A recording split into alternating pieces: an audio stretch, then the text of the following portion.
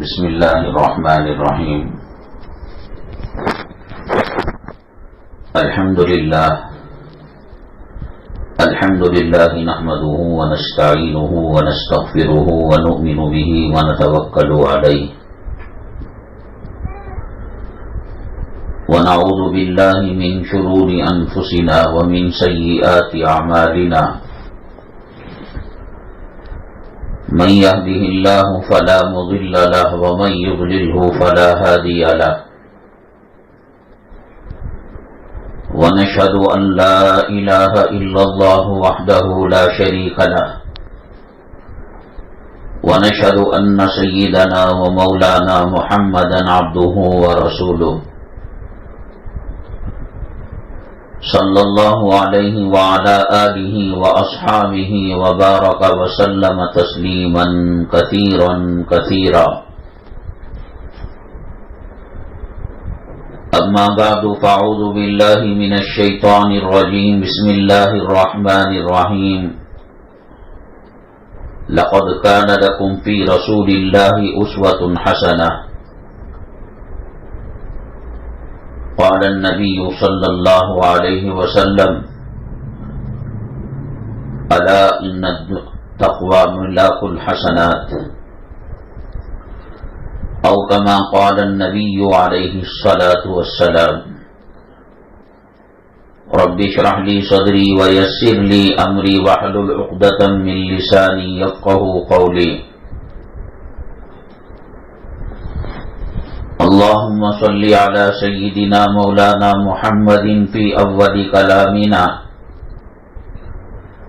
اللهم صل على سيدنا مولانا محمد في أوسط كلامنا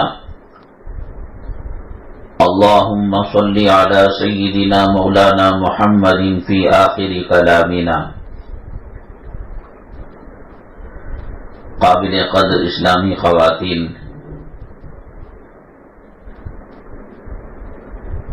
عربی مہینوں کے اعتبار سے، قمری تاریخ کے اعتبار سے ربیع الاول کا مہینہ چل رہا ہے اور اس کی بھی 7 تاریخیں گزر چکی ہیں، اور یہی وہ مہینہ ہے جس مہینے میں زیادہ تر علماء کرام نے بیان فرمایا نبی کریم سید الاولین سید الآخرین شافی محشر ساقی کوثر سید الانس والجن جناب محمد الرسول اللہ صلی اللہ علیہ وسلم کی ولادت باسعادت 12 ربیع الاول کو ہوئی۔ ایسی جو اسلامی تاریخیں آتی ہیں، 17 رمضان المبارک بدر کا واقعہ پیش آیا، محرم کی 10 تاریخ کو کربلا کا واقعہ پیش آیا، شعبان کی 15 تاریخ کو شب برات رہتی ہے۔ خاص طور سے گھریلو خواتین کی، مسلم ماؤں کی ذمہ داری ہوتی ہے کہ وہ اپنے بچوں کو ان تاریخ کے بارے میں بتائے، کربلا کیا ہے، شب برات کیا ہے، حضرت ابراہیم علیہ السلام کی قربانی کیا ہے، اور ہماری قربانی حضرت ابراہیم اور حضرت اسماعیل علیہ السلام سے جا کر کیوں ملتی ہے۔ شریعت کی تمام چیزیں نبی کریم جناب محمد الرسول اللہ صلی اللہ علیہ وسلم سے جا کر ملتی ہیں۔ ہماری نماز، ہمارا روزہ، ہماری تلاوت، ہمارا وضو کرنا، ہمارا غسل کرنا، ہمارے نفلی روزے، فرض کے روزے، لیکن قربانی اس سے آگے بڑھ کر سیدنا ابراہیم علی نبینا علیہ السلام اور سیدنا اسماعیل علی نبینا علیہ السلام سے جا کر ملتی ہے۔ بچوں کو اسلامی تاریخ کے بارے میں خوب ذہن نشین کرانا چاہیے۔ رمضان کو قرآن کا مہینہ کیوں کہتے ہیں؟ پہلی وحی کہاں نازل ہوئی؟ اسلامی معلومات کی کتابیں ہمارے علماء دین کے مشورے سے خرید کر، ورنہ اسلام کے نام پر عیسائیوں نے، یہودیوں نے، نصارہ نے، اسلام مسلمان دشمنوں نے سینکڑوں کتابیں لکھ دیں۔ بات ہوگی نبی کریم صلی اللہ علیہ وسلم کی سیرت کی، بیان کرتے کرتے بیچ میں اپنی کچھ چیزیں چھوڑ دیں گے اس میں۔ اس لیے اسلامی واقعات کی کتابیں، قرآن کریم کی تفسیر، نبی کریم صلی اللہ علیہ وسلم کی سیرت اور حدیثوں کی تشریح، ترجمہ، اپنے محلے کے کوئی عالم یا اپنے خاندان میں کوئی بزرگ عالم ہیں، ان کے مشورے سے ان کو کتاب دکھا کر خریدیں۔ آپ جانتے ہیں اللہ کی کتاب کلام پاک کتنی مرتبہ کوشش کی گئی، ٹکر لی گئی کلام پاک سے کہ اس کو ختم کر کر اپنی کتاب کو رائج کرے۔ الفرقان نام کی قرآن امریکی لوگوں نے شائع کیا، جگہ جگہ پر دھوکہ ہے، اسلام مسلمان دشمن پھن پھیلائے بیٹھے ہیں، کوئی اور تاریخ جانے نہ جانے، نبی کریم صلی اللہ علیہ وسلم کی ماں کا نام کیا تھا، باپ کا نام کیا تھا، والدہ کا انتقال کب ہوا، والد کا انتقال کب ہوا۔ اگر ہم اسلامی تاریخ نہیں بتائیں گے، سیرت نہیں بتائیں گے، دین نہیں بتائیں گے، وہ فلموں کو دیکھ کر، ڈراموں کو دیکھ کر، کارٹونوں کو دیکھ کر ان کی عظمتوں کو دل میں بٹھا لیں گے۔ فلم تو فلم ہوتی ہے، ایک ناٹک ہوتا ہے کہ ایک ہیرو 17 دشمنوں کو مار گراتا ہے اور جیت جاتا ہے۔ بچوں کو کیا پتا کہ پردے کے پیچھے کی حقیقت کیا ہے، یہ ناٹک کر رہے ہیں یا ڈرامہ کر رہے ہیں، ان کو کچھ پتا نہیں۔ اس لیے ہنسنے کی بات آتی ہے تو کھلکھلا کر ہنستے ہیں،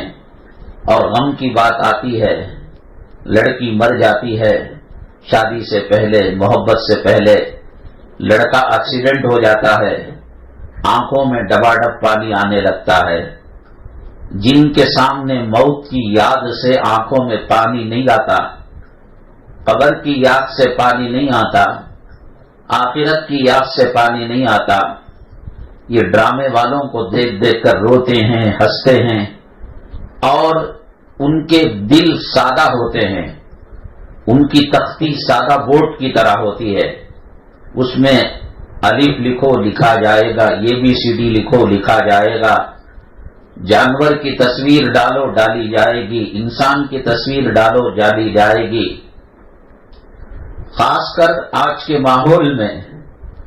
جو اس بات کی کوششیں کی جا رہی ہیں کہ مسلمان پھر سے دوبارہ الیاذ باللہ وہ اسلام کو چھوڑ دے، کلمے کو چھوڑ دے۔ اگر بچپن سے ہم قرآن کی عظمت، قرآن کی محبت، نبی کی سیرت کے نقوش اس کے سادہ دل پر نہیں ڈالیں گے، آئندہ کوئی اچکنے والا آرام سے اچک لے گا۔ پالتو بکری کو اگر مضبوطی سے کھوٹے سے نہیں باندھیں گے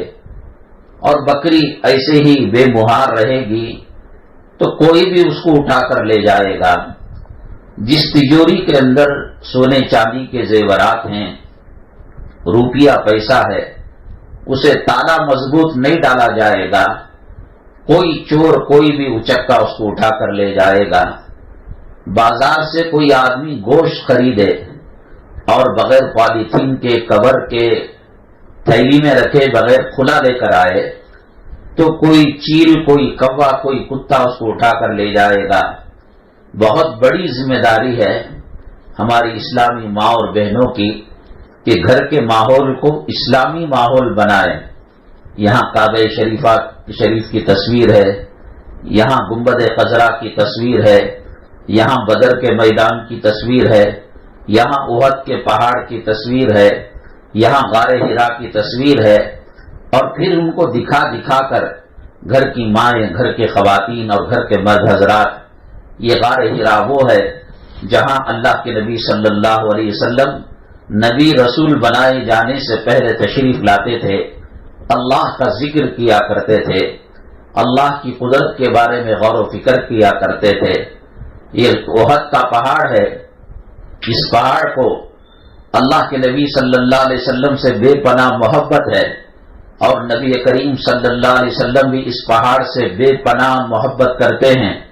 اور کہا کہ یہ پہاڑ جنتی پہاڑ ہے۔ مدینہ طیبہ میں جب اس رخ سے آتے جہاں احد کا پہاڑ ہے، اور جب احد کے پہاڑ کو دیکھتے اللہ کے نبی صلی اللہ علیہ وسلم، جیسے ماں کا بچھڑا ہوا بیٹا ماں کو جب دیکھتا ہے، بیوی کا بچھڑا ہوا قابل جب بیوی اس کو دیکھتی ہے، جیسے فرط محبت میں جوش آتا ہے، ایسا اللہ کے نبی صلی اللہ علیہ وسلم کے چہرے پر مسکراہٹ آ جاتی تھی۔ کیا کھانا پسند کرتے تھے؟ نبی کریم صلی اللہ علیہ وسلم کو کدو پسند تھا، اور ایک دسترخوان پر کبھی 2 قسم کے سالن نہیں رکھے گئے، 3 انگلیوں سے کھاتے تھے، مختصر کھاتے تھے، ٹیک لگا کر نہیں کھاتے تھے، خوب چبا کر کھاتے تھے، اللہ کا شکر ادا کر کر کھاتے تھے۔ یہ پورا ماحول کریٹ کرنا گھر کی اسلامی خواتین کی ذمہ داری ہے، ورنہ اسکولوں کے اندر امریکہ کب بنا، ہندوستان کب بنا، اور سعودی عرب کب بنا، کتنے دنیا میں سمندر ہے۔ ٹھیک ہے، اللہ کی قدرت کو پہچاننے کے لیے اس کو جانا جاتا ہے، پہچانا جاتا ہے، لیکن ایسا بھی نہیں ہے کہ مسلم بچوں کے دلوں میں دنیا کے نقوش تو بیٹھ جائیں اور ان کو اس بات کا پتہ نہ ہو کہ نبی کریم جناب محمد الرسول اللہ صلی اللہ علیہ وسلم کی ولادت باسعادت کب ہوئی، آپ نے کتنی شادیاں فرمائی، آپ کے لڑکوں کا نام کیا ہے، آپ کی لڑکیوں کا نام کیا ہے۔ ذخیرہ معلومات ایک کتاب ہے، آپ یاد رکھ لیجئے گا، کتاب کا نام ہے ذخیرہ معلومات۔ میں سمجھتا ہوں کہ 7 زمین 7 آسمان کے خزانے اردو زبان میں ہے، انٹرنیٹ میں بھی ڈاؤن لوڈ کی جا سکتی ہے یہ کتاب۔ ایک ایک چیز حضرت آدم علیہ السلام سے لے کر قیامت تک کے بڑے بڑے حادثوں کو اور بڑی بڑی چیزوں کو 2-3 جلدوں کے اندر لکھنے والے نے جمع کر دیا ہے۔ تعلیم الاسلام کتاب ہے، سوال جواب کی شکل میں، اللہ کون ہے، پیغمبر کون ہے، قیامت کس کو کہتے ہیں۔ رات کو بجائے ٹی وی دیکھنے کے سونے سے قبل تمام کو وضو کرا کر ایک 5 منٹ کی تعلیم کی جائے، حکایت صحابہ، فضائل اعمال کے صحابہ کرام کے واقعات، تو بچوں کے خون کے قطرے قطرے میں قرآن کی محبت ہوتی ہے، اسلام کی محبت ہوتی ہے۔ کل بڑے سے بڑا کوئی حادثہ پیش آ جائے، واقعہ پیش آ جائے، یہ جان تو دے دیں گے، یہ مال تو دے دیں گے، یہ مکان تو دے دیں گے، یہ اولاد کی قربانی تو دے دیں گے، لیکن اسلام پر حرف آنے نہیں دیں گے، قرآن کی توہین ہونے نہیں دیں گے، اس لیے کہ انہوں نے اپنی ماؤں کو سنا تھا کہ قرآن کی عظمت وہ یوں بیان کرتی ہیں، آخرت کی عظمت وہ یوں بیان کرتی ہیں، اللہ کی طاقت اور اللہ کی قدرت کا وہ یوں بیان کرتی ہیں۔ قبروں کو تو کوئی اس وقت دیکھتا ہے جب اندر جاتا ہے، اور جو جاتا ہے وہ فون کر کر ہمیں بتاتا نہیں کہ قبر ایسی ہے، قبر ویسی ہے، لیکن میرے اور آپ کے آقا کائنات کے مولا سرور کونین جناب محمد الرسول اللہ صلی اللہ علیہ وسلم حدیث پاک کی ہر کتاب کے اندر بابو اثباتی عذاب القبر، عذاب قبر کو ثابت کرنے کا بعد محدث نے قائم کیا ہے۔ ہماری آنکھوں کا دیکھا ہوا جھوٹا ہو سکتا ہے، کانوں کا سنا ہوا جھوٹا ہو سکتا ہے، دل کا سمجھا ہوا جھوٹا ہو سکتا ہے، لیکن میرے اور آپ کے آقا کائنات کے مولا ساقی کوثر شافی محشر جناب محمد الرسول اللہ صلی اللہ علیہ وسلم نے جو بیان کیا وہ آنکھوں سے دیکھی ہوئی چیز سے زیادہ یقینی ہے، وہ کانوں سے سنی ہوئی چیز سے زیادہ یقینی ہے۔ کان دھوکہ دے سکتے ہیں، آنکھ دھوکہ دے سکتی ہے، بولنے والا جھوٹ بول سکتا ہے، لیکن قبر کو ہم نے دیکھا نہیں۔ جو دادا صاحب گئے، جو دادی اماں گئی، جو نانا گئے، جو نانی گئی، یا خدا نہ کرے والد کا انتقال ہو گیا، ماں کا انتقال ہو گیا، بھائی کا، خاوند کا، خالہ کا، کسی کا بھی ہو، وہ چلے جاتے ہیں کفن میں لپٹ کر، قبر کا بیان نہیں کرتے۔ اللہ کے نبی جناب محمد الرسول اللہ صلی اللہ علیہ وسلم نے تو بیان کیا ہے۔ حضرت سعد رضی اللہ تعالیٰ عنہ ایک صحابی ہیں، نبی کریم صلی اللہ علیہ وسلم کے، انتقال ہوا، نماز جنازہ کی صفوں کو درست کر دیا گیا۔ نبی کریم جناب محمد الرسول اللہ صلی اللہ علیہ وسلم رہتے ہوئے کوئی اور نماز جنازہ نہیں پڑھاتا تھا، حالانکہ حق بیوی کا جنازہ خاوند پڑھائے، بیٹے کا جنازہ باپ پڑھائے، باپ کا جنازہ جو گھر کے اندر ذمہ دار ہے وہ پڑھانا سنت ہے۔ اگر وہ نہیں پڑھاتا، اس کی چہرے پر سنت نہیں ہے اور اس نے سیکھا نہیں ہے نماز جنازہ پڑھنا پڑھانا، تو امام صاحب کو کہہ دے۔ نبی کریم صلی اللہ علیہ وسلم جب تک حیات تھے، صحابہ کرام رضوان اللہ علیہ اجمعین کی کوشش یہی ہوتی کہ آپ نماز جنازہ پڑھائے۔ نماز جنازہ آپ نے پڑھائی اور سلام پھیرے، اور جب جانے لگے اپنے حجرے مطہرہ کی طرف، قدموں کو ایسا، ایڑیوں کو ایسا اونچا کر کر جانے لگے گویا زمین کے اندر کانٹے بچھے ہوئے ہو، کانچ ٹوٹ گئی ہو، کہیں پیر کے اندر وہ کانچ چبھ نہ جائے، کانٹا چبھ نہ جائے، ایسے بچ بچا کر نبی کریم صلی اللہ علیہ وسلم تشریف لے جانے لگے۔ صحابہ کرام نے عرض کیا، اے اللہ کے نبی صلی اللہ علیہ وسلم، آپ تو ایسے چل رہے ہیں جو زمین کے اندر کانٹوں کو بچھو دیا گیا ہے اور شیشے کو توڑ کر اس کے کانچ کے ٹکڑوں کو بکھیر دیا گیا ہے۔ اللہ کے نبی صلی اللہ علیہ وسلم نے فرمایا، میرا صحابی سعد اللہ کو اتنا پسندیدہ تھا، اللہ کو اتنا محبوب تھا، اللہ کا اتنا برگزیدہ بندہ تھا کہ جب سعد کا انتقال ہوا تو ساتوں آسمانوں کے فرشتے رونے لگے غم سے حضرت سعد رضی اللہ تعالیٰ عنہ کے انتقال پر، اور اللہ تعالیٰ نے 70,000 فرشتوں کو بھیجا کہ جاؤ حضرات صحابہ کرام کی صفوں میں کھڑے ہو کر حضرت سعد رضی اللہ تعالیٰ عنہ کا نماز جنازہ پڑھو۔ تو اب یہ جو میں بچ بچا کر چل رہا ہوں، یہاں فرشتے بہت زیادہ تعداد میں ہیں، چھوٹے سے گھر کے اندر زیادہ لوگ آ جائے آدمی کو بچ بچ کر چلنا پڑتا ہے۔ 70,000 فرشتے چھوٹی سی مسجد کے صحن میں احاطے میں آئے تو اللہ کے نبی صلی اللہ علیہ وسلم فرمانے لگے،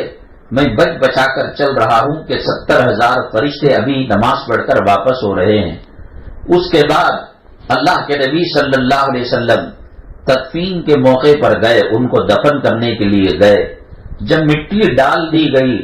اللہ کے نبی صلی اللہ علیہ وسلم نے فرمایا، سعد کے لیے دعا کرو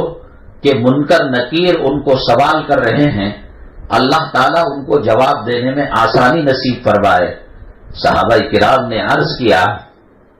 اے اللہ کے نبی صلی اللہ علیہ وسلم، حضرت سعد تو بڑے برگزیدہ بندے تھے، بڑے متقی بندے تھے، بڑے پرہیزگار بندے تھے، آپ کو چاہتے تھے، اللہ کو چاہتے تھے، اللہ بھی ان سے محبت کرتا تھا اور آپ بھی ان سے محبت کرتے تھے، اور ان کا مقام یہ نکلا کہ 70,000 فرشتے آسمان سے ان کی نماز جنازہ پڑھنے کے لیے تشریف لائے۔ اللہ کے نبی صلی اللہ علیہ وسلم آنکھوں میں آنسو کے قطرے لاتے ہوئے ارشاد فرمایا، اور سیدھے ہاتھ کی انگلیاں دائیں ہاتھ کی، لیفٹ ہاتھ کی انگلیوں کے اندر داخل کیا اور داخل کر کے فرمایا، قبر یہ نہیں دیکھتی کہ آنے والا کون ہے، کیسا ہے، کدھر کا ہے، وہ پہلی کوشش یہ کرتی ہے کہ اس کی پسلیوں کو دبا کر ادھر کا ادھر کر دے، ادھر کا ادھر کر دے۔ حضرت سعد رضی اللہ تعالیٰ عنہ کے ساتھ بھی یہی معاملہ ہونا تھا، لیکن جب ان کی نیکیاں، جب ان کی مقبولیت اور جب ان کے اعمال کو دیکھا، قبر نے رحم کا معاملہ کیا۔ جانے والے بھلے سے ہمیں نہ بتاتے ہو، نہ لیٹر لکھتے ہو، نہ خواب میں آ کر بتاتے ہو، نہ موبائل کرتے ہو، لیکن اللہ کے نبی صلی اللہ علیہ وسلم کو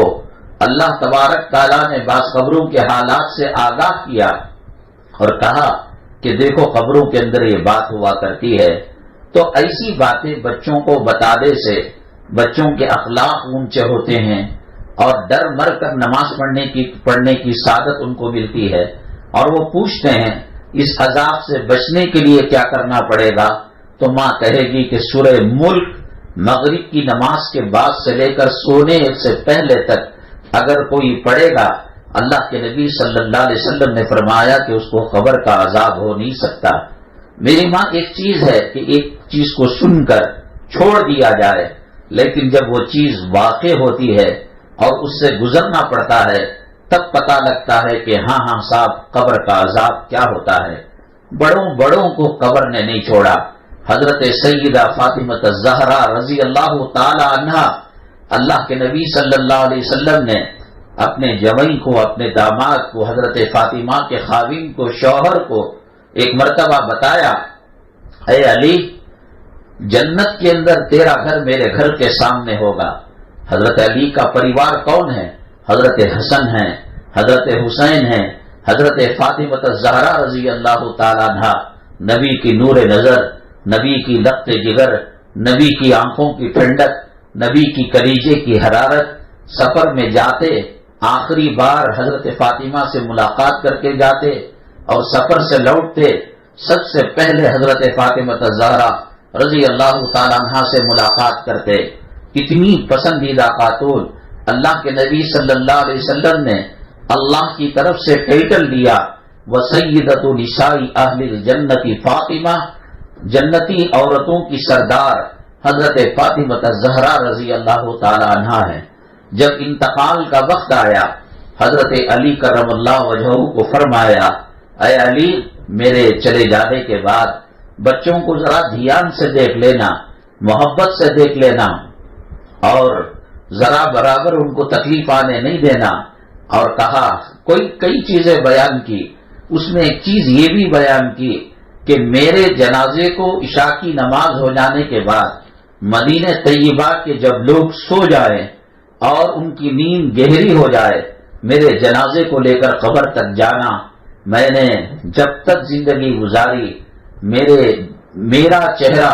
اور میرے جسم کا کوئی حصہ کوئی دیکھنا تو دور کی بات، میں کپڑوں کو بھی سکھانے ڈالتی تھی تو کوئی آدمی اور کسی عورت کی بھی نظر نہیں پڑا کرتی تھی۔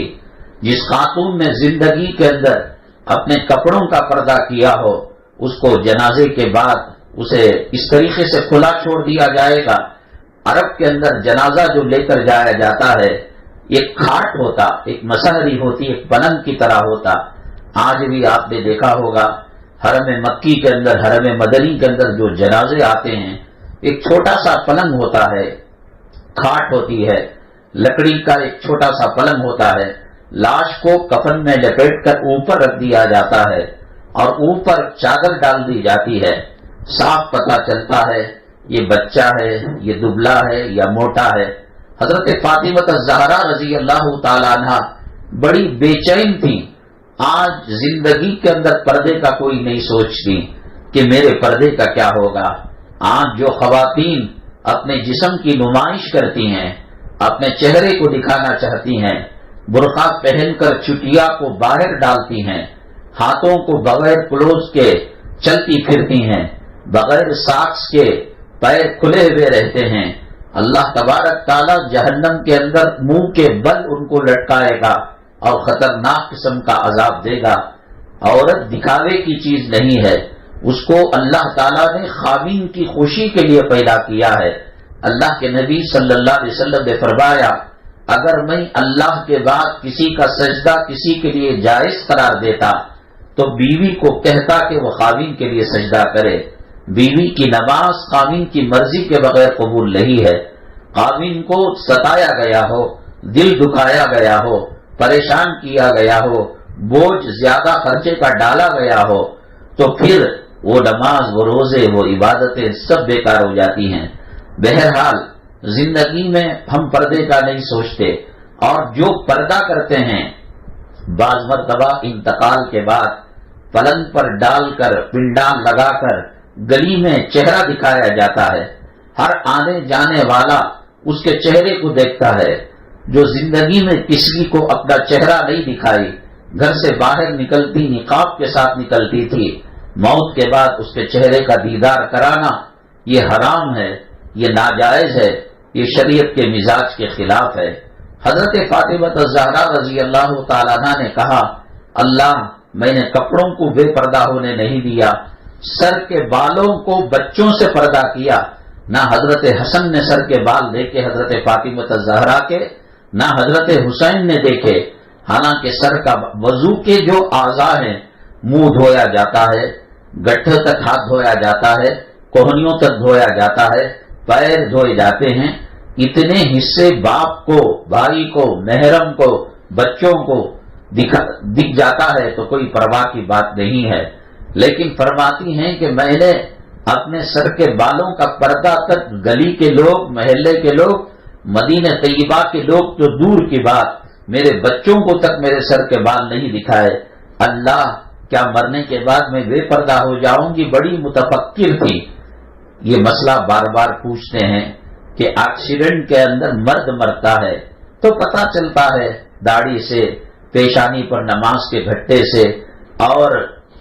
جیب میں تصویر رکھی ہوئی ہے یا کوئی اور چیز ہے جس سے کہ صاحب یہ مسلمان ہے، اس کو غسل دینا چاہیے، اس کو مسلمانوں کے قبرستان میں دفن کرنا چاہیے اور اس کی نماز جنازہ پڑھنی چاہیے۔ لیکن عورت کو کیسے پتہ چلے گا؟ یہ ہمیشہ رمضان المبارک میں جب تراویح کے بعد سوال جواب کا سیشن ہوتا ہے اور وہ وقت ہوتا ہے تو ہر مرتبہ کم و بیش یہ سوال آتا ہے۔ میں شروع ہی سے کہتا ہوں، جو عزت کی زندگی گزارے گا اللہ تعالیٰ اسے ایسی ذلت کی موت نہیں دے سکتا۔ جس نے اپنی زندگی کے اندر عصمت کا سودا کیا ہو، پاک دامنی کا سودا کیا ہو، بے حیائی کو پسند کیا ہو، حضرت فاطمہ الزہرا رضی اللہ تعالیٰ عنہ کی چادر کو پسند نہ کیا ہو، اللہ کے نبی صلی اللہ علیہ وسلم کے گھرانے کی عورتوں کی شرم و حیا کی چادر کو پسند نہ کیا ہو، ممکن ہے اس کے ساتھ ایسا واقعہ پیش آئے